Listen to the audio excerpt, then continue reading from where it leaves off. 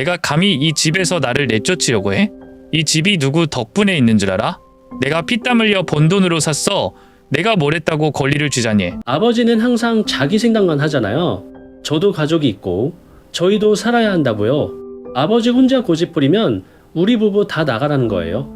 그렇게 평생 붓불장군처럼 사시니까 가족이 떠나는 거라고요. 그래, 내가 그렇게 싫으면 나가. 이 집에서 나가라고. 내가 너한테 바란 게 뭐 있다고. 평생 키워줬으면 됐잖아. 이제 와서 부모 버릴 궁리나 하고 있지. 부모 버리라니. 아버지가 우리를 버린 거죠. 자기 고집만 부리고 자기 생각만 하고 우리가 어떻게 살든 신경도 안 쓰잖아요. 이러니까 다들 아버지를 피하는 거라고요. 그래, 내 말대로 해. 나 같은 늙은이는 필요 없겠지. 하지만 기억해라. 내가 오늘 한 말을. 네, 저도 기억할 겁니다. 아버지가 우리한테 했던 모든 말 다요. 당신은 평생을 가족을 위해 헌신했는데 어느 날 아들이 요양원에 가라고 한다면 가족이란 무엇일까요? 진짜 사랑이란 무엇일까요? 오늘 한 아버지의 가슴 아픈 이야기와 그 반전을 여러분과 함께 나누고자 합니다. 영상 끝까지 보시고 여러분의 의견도 꼭 남겨주세요. 나는 이 이야기를 불평하려고 하는 게 아니라 그냥 내 마음을 솔직히 털어놓고 싶어서 한다. 내가 평생 가족을 위해 헌신하며 살아왔는데 결국 내 아들이 나를 요양원에 모시겠다고 했을 때 솔직히 말해서 충격이었다. 아들은 내 건강을 위해서라고 했지만 내 입장에서는 그것이 단순한 핑계처럼 들렸다. 2023년 늦가을 서울 강북구의 한 오래된 주택가에서 날씨가 제법 쌀쌀해진 11월 초 집안에서도 손발이 시릴 정도였다. 창문 틈새로 찬바람이 스며들었고 거실 한쪽에 놓인 작은 전기난로 하나가 겨우 온기를 전하고 있었다. 이 집에서만 30년이 넘게 살았는데 이제는 내게 점점 낯설게 느껴졌다. 이곳은 내가 아내와 함께 힘들게 마련한 곳이었다. 가진 게 많지 않았던 시절 하루하루 악착같이 돈을 모아 마련한 보금자리였다. 비록 화려하진 않아도 내겐 세상에서 가장 편안한 곳이었다. 그런데 이제는 내 집에서조차 마음 편히 지내기가 어려웠다. 나는 평범한 가장이었다. 젊었을 때는 아침 일찍 나가 밤늦게 들어오는 생활을 반복하며 열심히 돈을 벌었다. 공장에서 일하며 손에 굳은 살이 박이고 허리는 늘 뻐근했지만 그래도 가족을 위해서라면 뭐든 참을 수 있었다. 아내는 그런 나를 묵묵히 뒷바라지하며 가정을 지켰고 우리는 함께 아들을 키웠다. 우리 아들은 내 자랑이었다. 공부도 잘했고 착하고 책임감도 강한 아이였다. 그런 아들이 결혼했을 때 나는 진심으로 기뻤다. 이제 가족이 더 커질 거라고 생각했다. 우리 셋이 아니라 넷이 되어 더 따뜻하고 정겨운 집이 될 줄 알았다.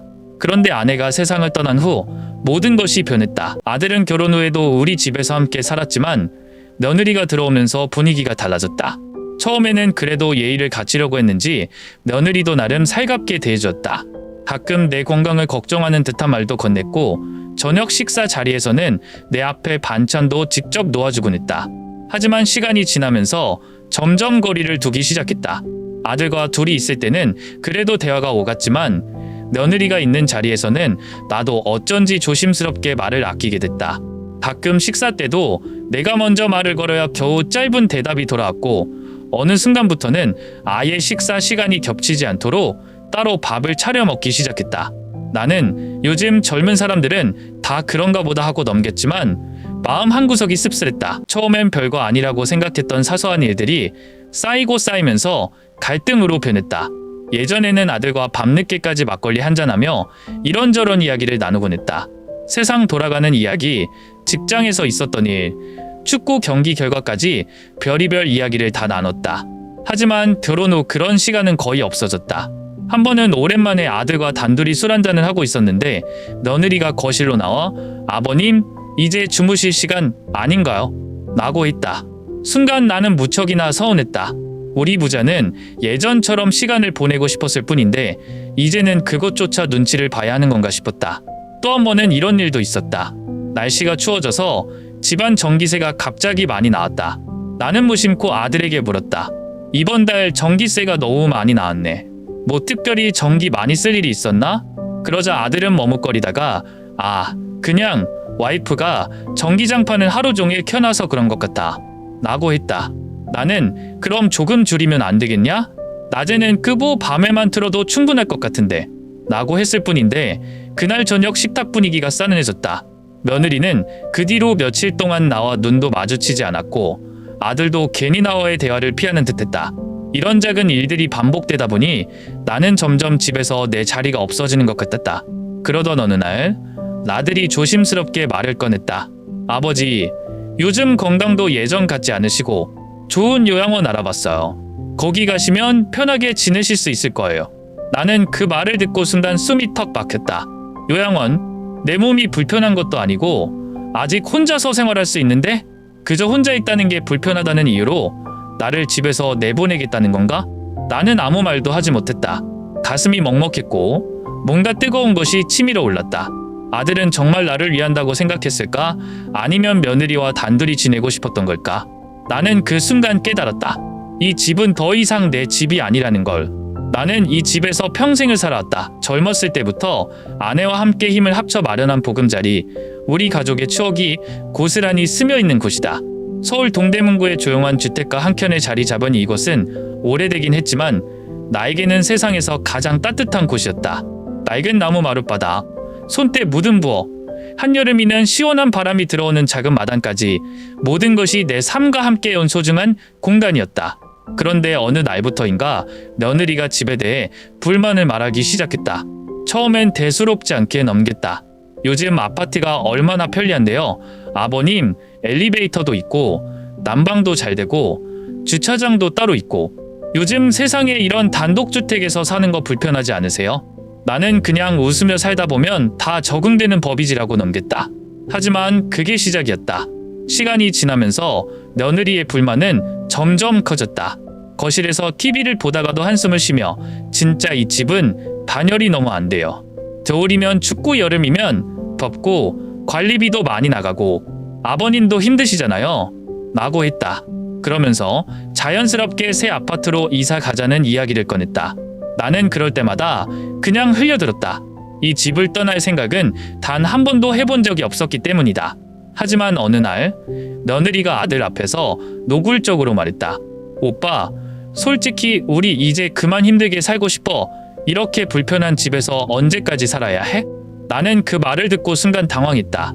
불편한 집, 이 집이 그렇게까지 불편한가? 나는 평생을 여기서 살았는데. 그날 저녁 아들이 내게 조심스럽게 말을 꺼냈다. 아버지, 우리 그냥 좋은 아파트로 이사 가는 게 어떨까요? 아버지도 편하게 사실 수 있고 저희도 더 좋은 환경에서 살 수 있고요. 나는 그제야 며느리가 계속 이사 이야기를 했던 게 단순한 불만이 아니라 아들이랑 이미 상의한 문제라는 걸 깨달았다. 나는 단호하게 말했다. 나는 이 집을 떠날 생각이 없다. 이 집은 내 어머니랑 내가 평생을 바쳐서 만든 곳이야. 여기서 너를 키웠고 여기서 내 어머니를 떠나보냈다. 나는 여기서 마지막까지 살고 싶다.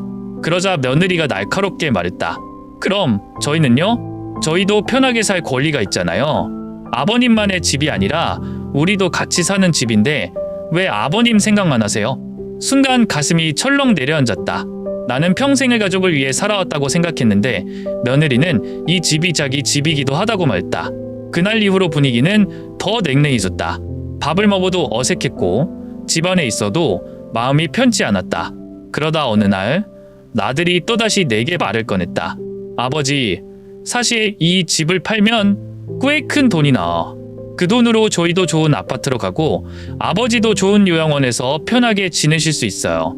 요즘 요양원 시설 정말 좋거든요. 방도 따로 있고 식사도 다 챙겨주고요. 나는 그 말을 듣는 순간 모든 것이 명확해졌다. 결국 이 집을 팔고 싶으니까 나를 요양원으로 보내려는 것이구나. 나는 말없이 아들을 바라봤다. 내가 그렇게까지 짐이 되는 존재했다. 나는 정말 많은 고민을 했다. 며칠 밤을 뜬 눈으로 지새우며 생각하고 또 생각했다. 이대로 참고 살아야 하나? 아니면 내 삶을 내가 결정해야 하나? 결국 결론을 내렸다. 집을 팔기로. 하지만 그 방법은 내가 정할 것이다. 내 집이니까 내 방식대로. 나는 단순히 이 집을 처분하는 것이 아니라 내 삶의 주도권을 다시 찾겠다는 의미로 결심했다. 결정을 내린 후 아들과 며느리에게 이야기를 꺼냈다. 나도 생각을 많이 해봤는데 이 집 팔기로 했다. 순간 며느리의 얼굴이 밝아졌다. 정말요? 아버님, 이제야 좋은 선택을 하셨네요. 저희도 이제 새로운 시작을 할 수 있겠어요. 아들은 그저 묵묵히 나를 바라볼 뿐이었다. 나는 그 모습을 보며 속으로 쓴 웃음을 지었다. 정말 저게 내 아들이 맞나 싶었다. 나는 잠시 멈췄다가 다시 말했다. 근데 말이다. 내가 직접 할 거다. 그리고 그 돈도 내가 원하는 대로 쓸 거다. 그러자 며느리의 표정이 순간 굳어졌다. 아버님, 그게 무슨 말씀이세요? 나는 담담하게 말했다. 이 집은 내 집이니까 내가 결정하는 게 맞지 않겠냐? 며느리는 당황한 듯 아들을 쳐다보았다. 아들도 조심스럽게 입을 열었다. 아버지, 저희랑 상의도 없이 그렇게 결정하시면 저희 입장은요? 나는 피식 웃으며 대꾸했다. 내가 집 팔자는 말 꺼냈을 땐 그렇게 좋아하더니 이제 와서 왜 내 입장은 중요해진 거냐? 아들은 말문이 막힌 듯 아무 말도 하지 못했다. 그러자 며느리가 참지 못하고 나섰다. 아버님, 저희도 이 집에서 살면서 생활비도 내고 관리도 했어요. 저희도 권리가 있다고요? 나는 한숨을 쉬며 말했다. 너희는 몇 년 살았지? 난 여기서 평생을 살았다. 이 집은 내 어머니와 내가 피땀 흘려 만든 곳이야. 내가 감히 권리를 논할 자격이 있냐? 분위기가 점점 험악해졌다. 며느리는 울먹이면서 말했다. 아버님이 저희한테 이렇게까지 하셔야 해요? 결국 저희더러 나가라는 거잖아요. 부모 자식 간에 이럴 수 있어요? 나는 냉정하게 말했다. 처음에 너희가 나한테 뭘 요구했지? 요양원 가라. 집 팔자. 너희가 편하게 살자. 나는 그걸 다 받아들였다. 대신 집을 파는 건 내가 결정한다고 했다. 그런데 이제 와서 내가 이럴 수 있냐고. 아들은 그제야 입을 열었다. 아버지, 저희가 아버지를 내쫓으려는 게 아니었어요. 그냥 다 같이 편하게 살고 싶었던 거예요. 나는 한숨을 쉬었다. 네, 말이 사실이라면 처음부터 내 의견을 존중했어야지. 처음부터 나를 설득하려고만 했잖아. 너희는 내 삶만 생각했지. 나는 안중에도 없었어. 며느리는 결국 울음을 터뜨렸다. 오빠, 난 더 이상 못 참겠어. 이렇게까지 해야 해? 아들은 난처한 표정으로 나를 보았다. 아버지, 그러면 집 팔고 어디서 사실 건데요? 나는 태연하게 대답했다. 그건 내가 알아서 할 일이다. 너희는 너희 방식대로 살면 되고 나는 내 방식대로 살면 된다. 그 후 일주일 동안 집에는 냉랭한 기운이 감돌았다. 며느리는 나를 거의 피해 다녔고 아들도 필요할 때만 말을 걸었다. 그러던 중 한 구매자가 집을 보러 왔다. 50대 후반쯤 되어 보이는 단정한 차림의 남성이었다. 그는 집을 천천히 둘러보더니 계약을 하겠다고 했다. 그런데 계약을 진행하는 도중 이상한 점이 있었다. 나는 호기심에 물었다. 이 집을 사시고 나면 리모델링을 하실 건가요? 아니면 그대로 사시나요? 그러자 그는 뜻밖의 말을 했다. 아니요, 저는 여기서 살지 않습니다. 나는 의해서 다시 물었다. 그럼 투자 목적인가요? 그는 잠시 망설이던 조용히 입을 열었다. 사실 제 누나가 예전에 이 동네에 살았어요. 이 집을 늘 그리워했습니다. 누나는 오래전에 세상을 떠났지만 생전에 늘 말했어요. 저 집을 다시 살 수만 있다면 좋겠다고요. 저는 단순히 누나의 바람을 이루는 것뿐입니다. 그 말을 듣는 순간 나는 할 말을 잃었다. 며느리는 집을 낡고 불편하다고 했고 아들은 이 집을 팔아 더 좋은 곳으로 가고 싶었다. 하지만 정작 모르는 사람이 이 집을 소중히 여겼다. 나는 조용히 창밖을 바라보았다. 누군가에게는 이 집이 단순한 낡은 건물이지만 어떤 사람에게는 소중한 추억이었다. 그리고 나는 깨달았다. 정작 내 가족은 이 집의 가치를 몰랐다는 것을. 집을 팔고 나서 얼마 지나지 않아 새로운 집주인에게서 연락이 왔다. 보통 이런 경우라면 이전 소유주와 다시 마주칠 일은 거의 없을 텐데 그는 나를 다시 집으로 초대하고 싶다고 했다. 처음에는 조금 의아했다. 이제 내 손을 떠난 집인데 굳이 나를 왜 부르는 걸까? 하지만 한편으로는 마지막으로 한 번 더 그곳을 볼 수 있다는 생각에 발걸음을 옮겼다. 그날은 2024년 4월 초, 아직 겨울에 찬 기운이 남아 있었지만 햇살은 봄을 알리듯 따뜻했다. 서울 동대문구의 익숙한 골목길을 걸으며 여러 감정이 스쳐갔다. 오랜 세월 내 삶의 중심이었던 집, 이제는 남의 집이 되어버린 그곳 앞에 도착했을 때 가슴이 묘하게 떨렸다. 문 앞에서 초인종을 누르자 새 주인이 직접 나와 나를 맞이했다. 아버님, 와주셔서 감사합니다. 이렇게 다시 뵙게 되어 반갑습니다. 이제 내 집이 아닌데 아버님이라니. 그냥 편하게 부르시오. 그래도 이 집을 가장 오래 지켜오신 분이니까요. 안으로 들어오시죠. 집 안으로 들어서자 모든 것이 그대로였다. 새 주인은 집을 리모델링하지도 가구를 새로 들이지도 않았다. 마치 시간이 멈춘 것 같았다. 나는 조심스레 거실로 걸어가 손으로 벽을 쓸었다. 이 벽엔 한때 아들의 키를 재던 연필 자국이 있었다. 주인은 내 표정을 보며 조용히 말했다. 저는 이 집을 투자 목적으로 산 게 아닙니다. 이 집을 있는 그대로 보존하고 싶었습니다. 요즘 같은 시대에 이런 집을 그대로 둔다고 제 누나가 생전에 이 집을 너무 좋아했습니다. 어릴 적부터 이 동네를 떠나고 싶지 않다고 했어요. 그래서 저는 그 바람을 지켜주고 싶었습니다. 나는 가슴이 뭉클했다. 정작 내 가족은 이 집의 소중함을 몰랐는데 생판 남이었던 사람이 오히려 이 집을 지키려 하고 있었다. 그때 문 밖에서 들려오는 익숙한 목소리. 아버지. 고개를 돌리니 아들과 며느리가 서 있었다. 둘 다 표정이 굳어 있었다. 나는 한숨을 쉬며 물었다. 여긴 어쩐 일이냐? 아들은 머뭇거리다가 입을 열었다. 집을 판 건 알겠는데 아버지가 여기에 다시 오셨다는 얘기를 듣고 그냥 보고 싶었습니다. 며느리는 조용히 주변을 둘러보며 말했다. 집이 그대로네요. 나는 그 말을 듣고 피식 웃었다. 그래, 내가 그렇게 싫어하던 집 아직 그대로다. 며느리는 아무 말도 하지 않았다. 대신 아들이 조심스럽게 말했다. 아버지, 사실 우리가 너무 서둘렀던 것 같아요. 아버지 뜻을 제대로 생각하지 않고 우리 편한 대로만 결정하려 했어요. 그땐 그게 최선이라고 생각했는데 막상 집이 팔리고 나니까 뭔가 허전해요. 나는 천천히 아들을 바라봤다. 너희가 원하는 대로 다 해줬잖아. 집 팔자고 해서 팔았고 요양원 가라고 해서 갈 생각까지 했었어. 그런데 이제 와서 후회한다고. 아들은 고개를 쓰렸다. 죄송해요. 아버지, 저희가 너무 늦었죠? 나는 쓴웃음을 지으며 고개를 저었다.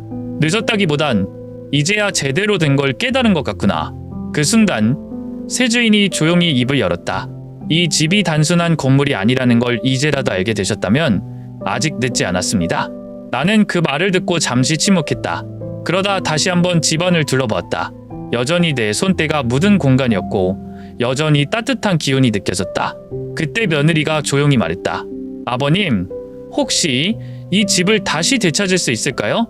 나는 그 말을 듣고 천천히 새 주인을 바라보았다. 그는 미소를 지으며 말했다. 이 집을 지키고 싶었던 건 단순한 보존이 아니라 그 안에 담긴 기억 때문이었습니다. 만약 정말로 이곳이 가족에게 필요한 공간이라면 다시 돌려드릴 수도 있습니다. 나는 순간 말문이 막혔다. 이 집을 떠나야 한다고 생각했지만 결국 내가 정말 원했던 건 공간 자체가 아니라 이곳에서의 추억이었다. 그리고 그 추억을 지킬 사람이 나뿐만이 아니라는 걸 깨닫는 순간 나는 처음으로 아들과 눈을 마주보며 미소를 지었다. 그래, 이제라도 알았다면 아직 늦지 않았지. 세월이 흘렀다. 집을 팔고 나서 나는 서울 강북구의 작은 원룸으로 이사했다. 10평 남짓한 공간. 오랜 세월 살던 집과 비교하면 턱없이 자랐지만 나름대로 익숙해졌다. 혼자 지내는 것도 처음에는 어색했지만 점점 조용한 생활에 익숙해지면서 나만의 리듬을 찾아갔다. 그동안 아들은 이혼했다. 그때까지도 며느리와 사이가 좋지 않다는 건 알았지만 결국 헤어지게 될 줄은 몰랐다. 아들은 아들을 데리고 혼자 살아가고 있었다. 나와 연락은 가끔 했지만 예전처럼 자주 만나지는 않았다. 아무래도 서먹한 감정이 남아있어서 있겠지. 그러던 어느 날 늦가을에 차가운 바람이 불도 노후했다.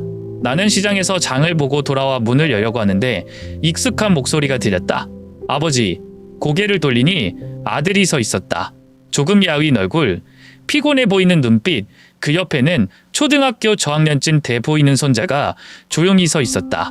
나는 잠시 말을 잃었다. 웬일이냐? 아들은 잠시 머뭇거리더니 고개를 깊이 숙였다. 아버지, 죄송합니다. 그 순간 나는 가슴이 철렁 내려앉았다. 그토록 듣고 싶던 말이었다. 하지만 너무 늦게 들은 것 같기도 했다. 나는 아무 말 없이 문을 열고 안으로 들어갔다. 그러자 아들은 조심스럽게 말했다. 잠시만 이야기 나눌 수 있을까요? 나는 한숨을 쉬며 말했다. 들어오라. 거실에 마주 앉았다. 작은 식탁, 낡은 의자, 예전 집에서 쓰던 크고 튼튼한 갑옷들과는 비교할 수도 없는 소박한 공간이었다. 아들은 어색한 표정으로 방을 둘러봤다. 아버지, 여기서 지내시는 거예요? 그래, 나한테는 이 정도면 충분하다. 아들은 눈을 내리깔았다. 이렇게까지 되지 않았어야 했는데. 그땐 제가 너무 어리석었어요. 제 욕심만 생각하고 아버지 마음을 전혀 헤아리지 못했습니다. 나는 천천히 차를 한 모금 마셨다. 사실 그 말을 듣고 싶어서 기다려온 건 아니었다. 이미 모든 걸 내려놓았다고 생각했다. 하지만 막상 아들이 직접 사과를 하니 마음 한쪽이 흔들렸다. 그때 옆에 있던 손자가 조용히 말했다. 할아버지, 아빠가 요즘 할아버지 얘기를 많이 해요. 나는 손자를 바라보았다. 처음 보는 아이처럼 낯설게 느껴졌다. 예전에는 가족끼리 자주 만났다면 지금은 이렇게 손자 얼굴을 보기도 어려워졌구나 싶었다. 아들은 깊은 숨을 내쉬며 말했다. 이혼하고 나서야 알았습니다. 가족이란 게 얼마나 소중한지. 그때는 그냥 더 편한 삶이 있을 거라고 생각했어요. 하지만 결국 남은 건 후회뿐이에요. 아버지한테 잘못했던 것도, 가정을 제대로 지키지 못한 것도. 나는 조용히 그의 말을 들었다. 분명 상처는 깊었다. 하지만 이젠 나도 너무 나이가 들었다. 원망만 하고 살기엔 시간이 아까웠다. 그래서 어쩌자는 거냐? 아들은 잠시 망설이다가 말했다. 아버지가 허락해 주신다면 저희가 가끔 찾아와도 될까요? 나는 한동안 대답하지 않았다. 과거의 감정을 쉽게 지울 수는 없었다.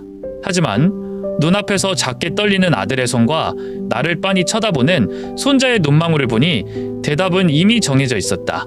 그래라. 아들은 놀란 듯 나를 바라봤다. 나는 담담하게 덧붙였다.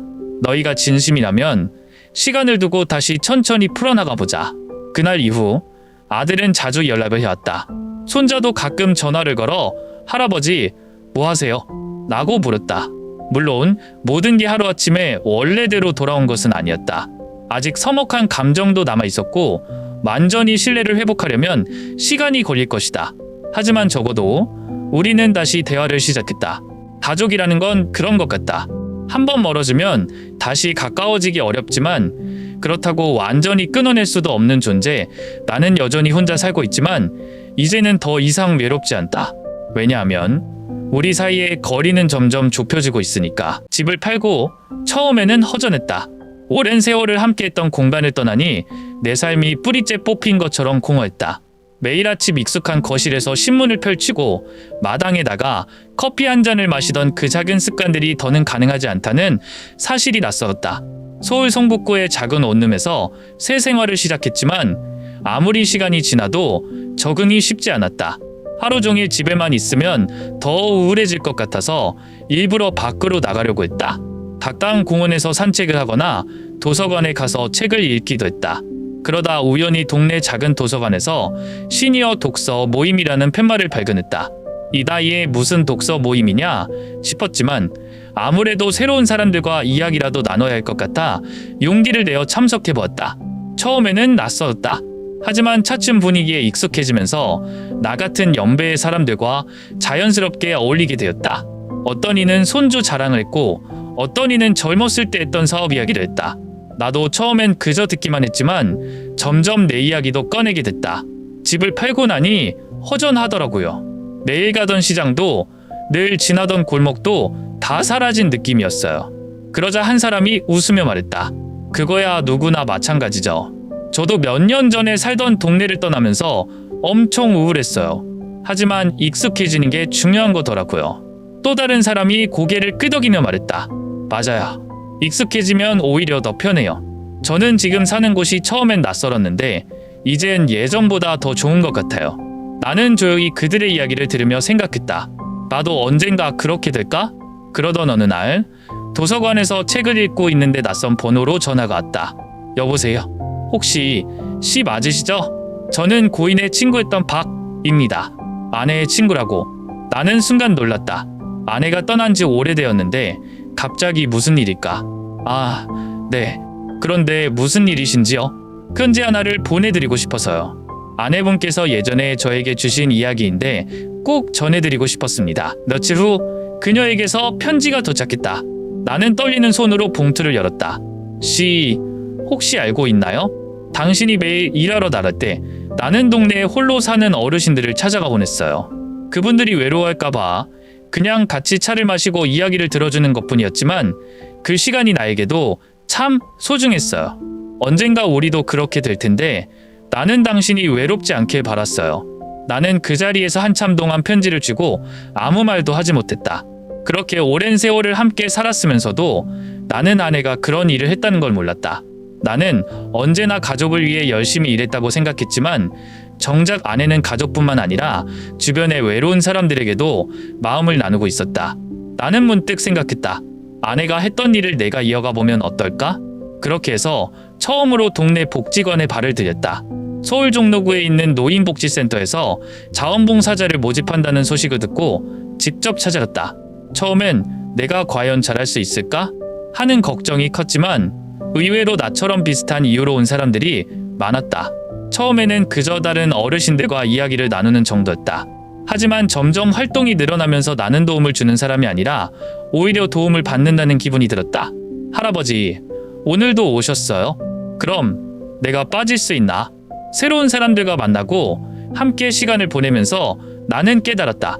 중요한 것은 공간이 아니라 관계라는 것을 집이 없어져서 외로운 것이 아니라 함께 나눌 사람이 없어서 외로웠던 거였다. 어느 날 나들이 전화를 걸었다. 아버지, 요즘 어떻게 지내세요? 책도 읽고 사람들도 만나고 바쁘다 바빠. 아들은 잠시 뜸을 들이더니 말했다. 잘 지내신다니 다행이네요. 그런데 혹시 시간 되시면 손자랑 같이 밥 한번 드시래요? 나는 살짝 웃으며 대답했다. 그럼 내가 맛있는 걸 사면 가지. 삶은 계속된다. 나는 더 이상 과거에 연연하지 않는다. 아내가 했던 일처럼 나는 지금 내 주변 사람들과 함께하며 하루하루를 살아가고 있다. 예전엔 집이 없으면 모든 걸 잃는 줄 알았다. 하지만 이제는 안다. 정말 소중한 것은 함께 나눌 수 있는 따뜻한 순간들이라는 것을.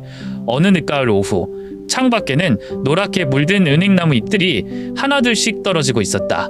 나는 창문을 반쯤 열어놓고 따뜻한 차를 한 잔 마시며 책을 읽고 있었다. 그때였다. 띠리리리 핸드폰이 울렸다.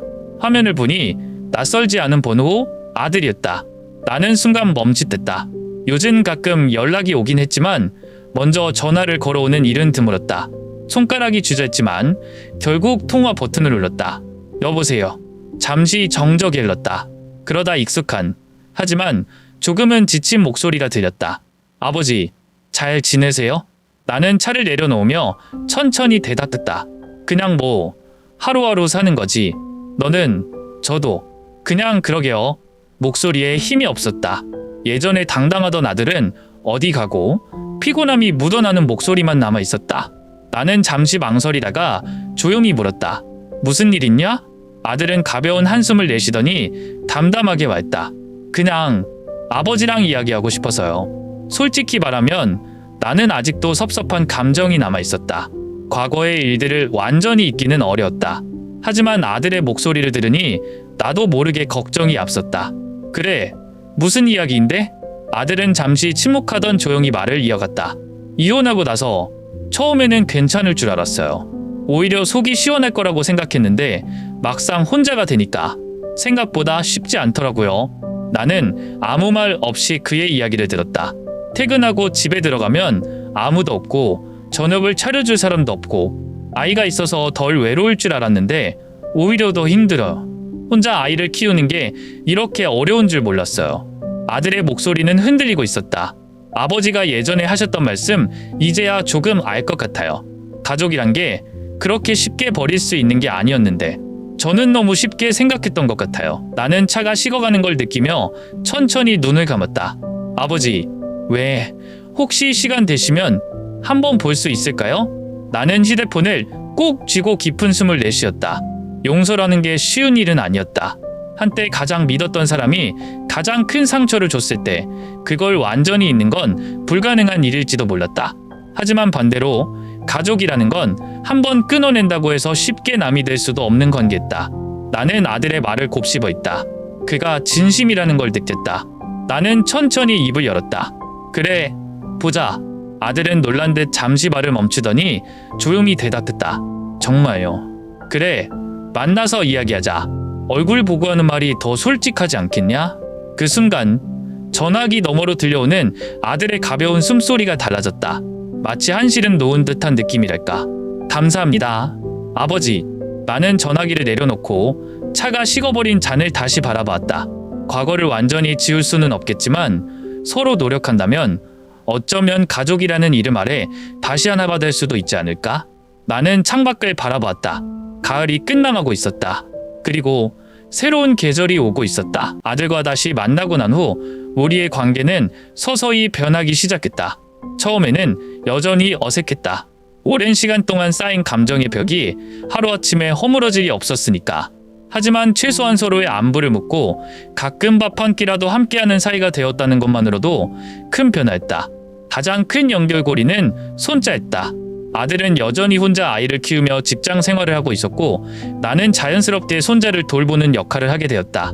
처음에는 단순히 아들이 바쁠 때 몇 시간씩 아이를 봐주는 정도였는데 점점 손자가 나를 찾는 일이 많아졌다. 할아버지, 나 유치원에서 그림 그렸어요. 오, 우리 손자 그림도 그릴 줄 알아? 응, 할아버지도 같이 그려. 나는 웃으며 연필을 잡았다. 평생 일만 해왔던 손이 서툴게 그림을 따라 그렸다. 손자는 내 그림을 보더니 깔깔 웃었다. 할아버지, 강아지가 왜 이렇게 생겼어요? 글쎄다. 할아버지는 원래 그림을 못 그려. 괜찮아요. 그래도 재미있어요. 그런 작은 순간들이 쌓이면서 나도 모르게 마음이 따뜻해지는 걸 느꼈다. 혼자 사는 게 익숙해졌다고 생각했지만 역시 가족과 함께하는 시간이 주는 위안은 컸다. 어느 날이었다. 손자를 돌봐주고 집으로 돌아가려는데 아들이 갑자기 조심스럽게 말을 꺼냈다. 아버지, 요즘도 혼자 계시는 거 힘들지 않으세요? 오, 이제는 익숙하다. 그럼 그냥 저희랑 같이 사시면 안 돼요? 나는 순간 말이 없었다. 아들은 내 반응을 살피며 덧붙였다. 아버지가 계시면 저도 든든하고 아이도 훨씬 좋아할 거고 무엇보다 아버지가 혼자 계시는 게 마음에 걸려.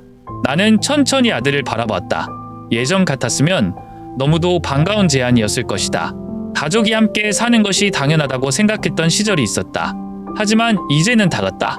나는 이미 혼자 사는 삶에 익숙해졌고 그 안에서 나름의 평화를 찾고 있었다. 나는 가볍게 미소 지으며 말했다. 야, 아빠 이제 혼자 사는 것도 괜찮아. 내가 걱정하는 거야 고맙지만 나는 이렇게 사는 게 편하다. 아들은 당황한 듯 나를 바라보았다. 하지만 너랑 손자는 언제든 볼 수 있잖아. 꼭 한 집에서 살아야 가족이 되는 건 아니야. 그리고 솔직히 말하면 너도 편하지 않을걸? 아들은 아무 말 없이 고개를 숙였다. 나는 피식 웃었다. 봐라, 넌 아직 젊고 아이도 키워야 하고 너만의 생활 방식이 있잖아.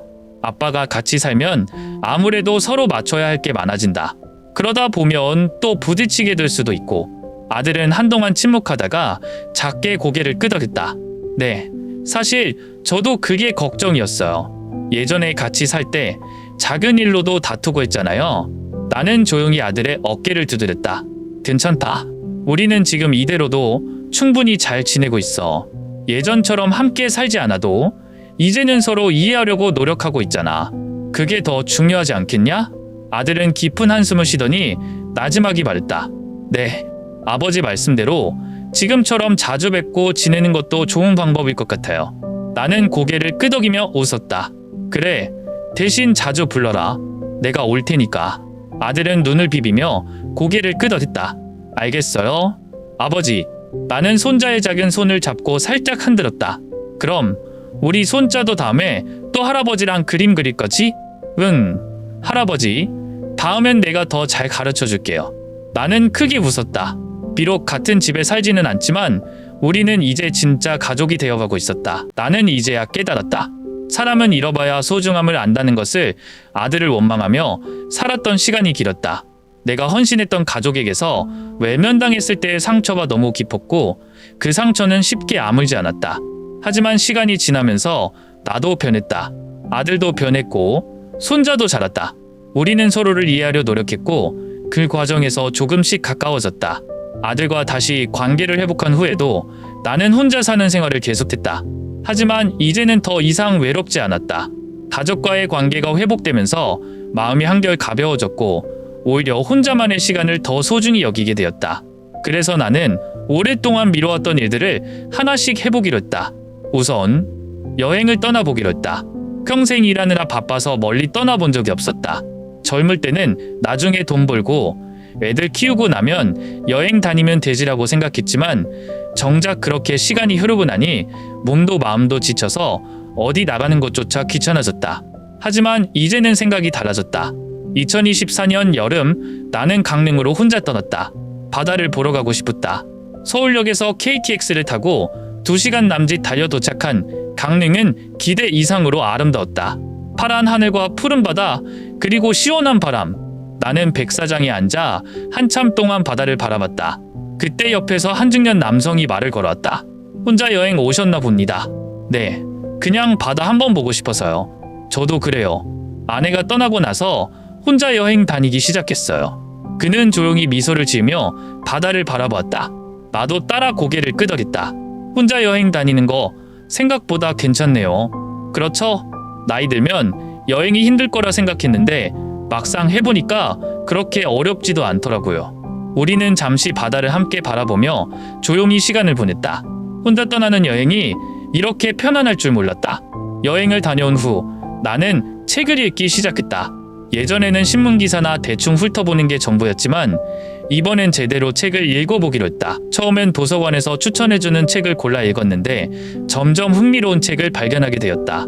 역사책, 철학책, 심리학책까지 읽으면 읽을수록 세상이 넓어지는 기분이었다. 그러던 중 도서관에서 글쓰기 강좌가 열린다는 공지를 보게 되었다. 나는 호기심에 신청했다. 내가 글을 쓸 수 있을까? 하는 걱정도 있었지만 도전해보고 싶었다. 첫 수업 날 강사는 말다. 글을 잘 쓰려 하지 마세요. 그냥 자신이 경험한 것들을 솔직하게 써보세요. 나는 처음으로 내 이야기를 글로 써 내려갔다. 과거의 가족 갈등, 아들과의 재회, 손자와 함께하는 시간, 그리고 나의 새로운 일상까지. 그리고 글을 쓰면서 깨달았다. 나는 더 이상 과거에 얽매여 있는 사람이 아니라는 것을. 나는 상처받은 채로만 남아있지 않았다. 나는 나를 용서했고 내 삶을 다시 찾아가고 있었다. 어느 날 나들이 내게 물었다. 아버지, 이제는 예전처럼 원망하지 않으세요? 나는 가만히 미소를 지으며 대답했다. 원망한다고 뭐가 달라지겠냐? 이미 지난 일인데. 아들은 조심스럽게 말했다. 그래도 저는 아버지께 너무 큰 상처를 드렸어요. 그건 변하지 않는 사실이에요. 나는 천천히 아들의 손을 잡았다. 상처가 없던 일이 되는 건 아니지. 하지만 시간이 지나면서 흐려질 수도 있는 거다. 중요한 건 너도 이제 후회하지 않으려고 노력하고 있잖아. 그걸로 충분하다. 아들은 눈물을 머금은 채 고개를 끄덕였다. 나는 속으로 생각했다.